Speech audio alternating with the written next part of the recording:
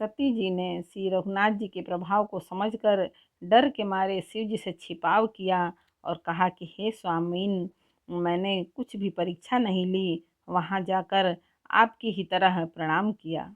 आपने जो कहा वह झूठ नहीं हो सकता। मेरे मन में यह बड़ा पूरा विश्वास है। तब शिव जी ने ध्यान करके देखा तो सती जी ने जो चरित्र किया था वह सब सब जान लिया। फिर श्री रामचंद्र जी की माया को सिर नवाया, जिसने प्रेरणा करके सती के मुँह से भी झूठ कहला दिया। सुजान शिव जी ने मन में विचार किया कि हरि की इच्छा रूपी भावी प्रबल है।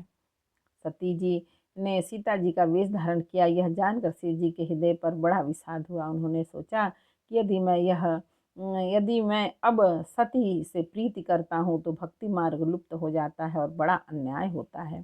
सती परम पवित्र है, इसलिए इन्हें छोड़ते भी नहीं बनता, और प्रेम करने में बड़ा पाप है। प्रकट करके महादेव जी कुछ भी नहीं कहते, परंतु उनके हृदय में बड़ा संताप है। तब शिव जी ने प्रभु श्री रामचंद्र जी के चरण कमलों में सिर नवाया और श्री राम जी का स्मरण करते ही उनके मन में यह आया कि सती के इस शरीर से मेरी पति पत्नी रूप में भेंट नहीं हो सकती। और शिव जी ने अपने मन में यह संकल्प कर लिया। स्थिर बुद्धि शंकर जी ऐसा विचार कर श्री रघुनाथ जी का स्मरण करते हुए अपने घर कैलाश को चले। चलते समय सुंदर आकाशवाणी हुई कि हे महेश, आपकी जय हो, आपने भक्ति की अच्छी दृढ़ता की। आपको छोड़कर दूसरा कौन ऐसी प्रतिज्ञा कर सकता है। आप श्री रामचंद्र जी के भक्त हैं, समर्थ हैं और भगवान हैं। इस आकाशवाणी को सुनकर सती जी के मन में चिंता हुई कि और उन्होंने सकुचाते हुए शिव जी से पूछा, हे कृपालु, कहिए आपने कौन सी प्रतिज्ञा की है। हे प्रभु, आप सत्य के धाम और दीन दयालु हैं। यद्यपि सती जी ने बहुत प्रकार से पूछा, परंतु त्रिपुरारी शिव जी ने कुछ न कहा। सती जी ने हृदय में अनुमान किया कि सर्वज्ञ शिव जी सब जान गए।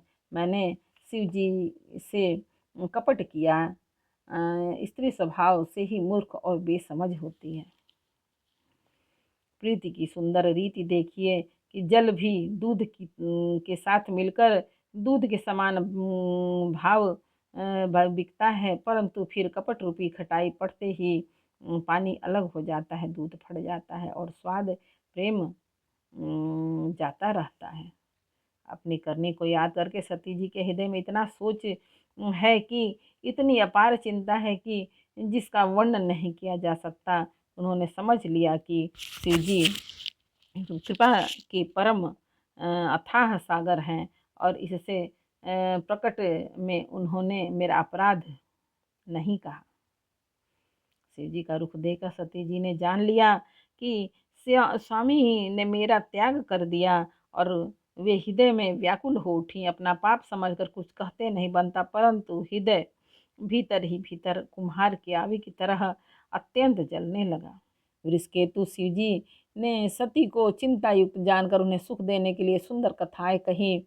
इस प्रकार मार्ग में विविध प्रकार के इतिहासों को कहते हुए विश्वनाथ कैलाश जा पहुँचे। वहाँ फिर शिव जी अपनी प्रतिज्ञा को याद करके बड़ के पेड़ के नीचे पद्मासन लगाकर बैठ गए। शिव जी ने अपना स्वाभाविक रूप संभाला। उनकी अखंड और अपार समाधि लग गई। तब सती जी कैलाश पर रहने लगी। उनके मन में बड़ा दुख था। इस रहस्य को कोई कुछ भी नहीं जानता था। उनका एक एक दिन युग के समान बीत रहा था। सती जी के हृदय में नित्य नया और भारी सोच हो रहा था कि मैं इस दुख समुद्र के पार कब जाऊंगी। मैंने जो श्री रघुनाथ जी का अपमान किया और फिर पति के वचनों को झूठ जाना, उसका फल विधाता ने मुझको दिया। जो उचित था वही किया, परंतु हे विधाता, अब तुझे यह उचित नहीं है। अब तुझे यह उचित नहीं है जो शंकर से विमुख होने पर भी मुझे जिला रहा है।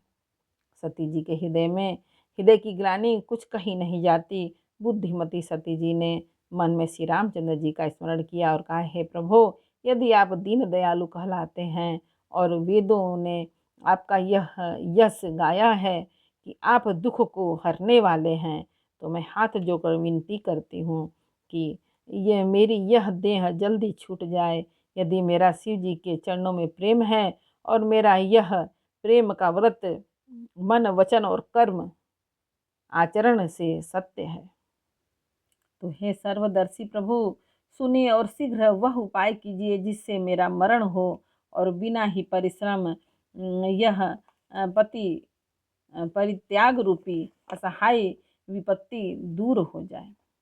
दक्ष सुता सती जी इस प्रकार बहुत दुखित थी।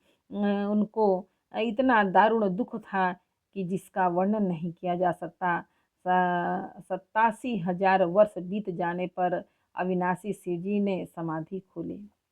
शिव जी राम नाम का स्मरण करने लगे।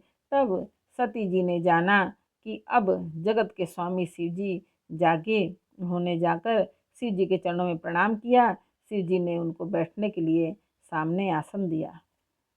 शिव जी भगवान हरि के रसमयी कथाएं कहने लगे। उस समय दक्ष प्रजापति हुए। ब्रह्मा जी ने सब प्रकार से योग्य देख समझकर दक्ष को प्रजापति का नायक बना दिया। जब दक्ष ने इतना बड़ा अधिकार पाया तब उनके हृदय में अत्यंत अभिमान आ गया। जगत में ऐसा कोई नहीं पैदा हुआ जिसको प्रभुता पाकर मद न हो। दक्ष ने सब मुनियों को बुला लिया और वे बड़ा यज्ञ करने लगे। जो देवता यज्ञ का भाग पाते हैं, दक्ष ने उन सबको आदर सहित निमंत्रित किया। एक बार बोलो रामायण मैया की जय। बालकांड का 5 दोहा समर्पयामि भगवान। जय श्री राम। जानकी पवन पुत्र जय।